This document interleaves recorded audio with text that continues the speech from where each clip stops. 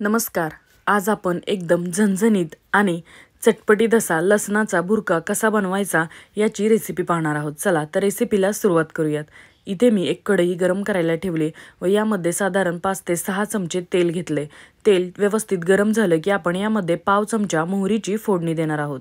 मोहरी छान तडतडली की मग आपण यामध्ये पाव चमचा जिरं ॲड करूयात. जिरं मोहरी छान तडतडलं की आपण यामध्ये 20 ते 25 पाकळ्या लसूण बारीक चिरून यामध्ये ॲड करणार आहोत. 1 मिनिटभर आपण लसूण लो फ्लेमवर छानपैकी परतवून घेऊयात.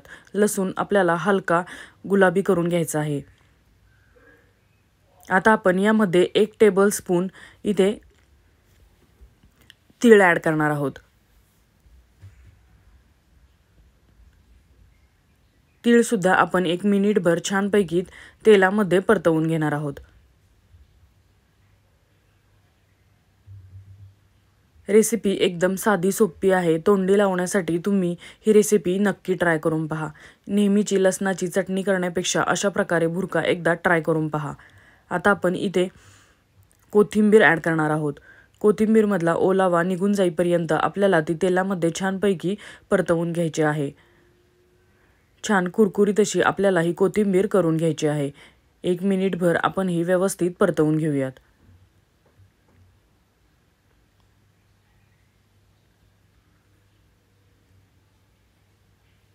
कोथिंबीर छानपैकी कुरकुरीत होईपर्यंत आपल्याला ही व्यवस्थित परतवून घ्यायची आहे.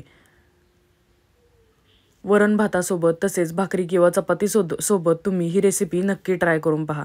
चवीला अतिशय अप्रतिम अशी लागते. कोथिंबीर तुम्ही व्हिडिओमध्ये पाहू शकता व्यवस्थित आपली मस्त कुरकुरीत अशी झालेली आहे.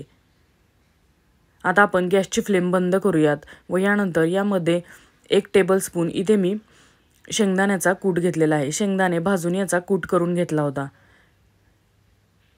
गॅस बंद केल्यानंतर आपण शेंगदाण्याचा कूट 2 चमचे लाल तिखट आणि चवीप्रमाणे आपण इथे मीठ ॲड करणार आहोत. गॅस बंद केल्यानंतर चटणी मीठ ॲड केल्यामुळे हे करपत नाही. आता आपण हे सर्व व्यवस्थित मिक्स करून घेऊयात व आपला लसणाचा भुर्का एकदम रेडी आहे.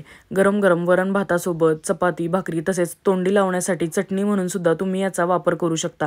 8 ते 10 दिवस हे व्यवस्थित टिकतं. जर तुम्हाला तेलाचा वापर कमी करायचा असेल तर तुम्ही तेल कमी प्रमाणात सुद्धा वापरू शकता. परंतु एकदा अशा प्रकारे लसणाचा भुर्का नक्की ट्राय करून पहा. चवीला अतिशय अप्रतिम लागतो. जर तुम्हाला ही रेसिपी आवडली तर प्लीज लाईक करा, शेअर करा. सातारकर माधुरी या यूट्यूब चॅनलला सबस्क्राईब करा, जेणेकरून अशाच पद्धतीच्या नवनवीन रेसिपीज तुम्हाला पाहायला मिळतील व अशाच प्रकारच्या भरपूर चटणीच्या रेसिपीज आपल्या चॅनलवर अपलोड केलेल्या आहेत. त्यासुद्धा तुम्ही चटणी रेसिपीज या प्लेलिस्टमध्ये जाऊन पाहू शकता. धन्यवाद.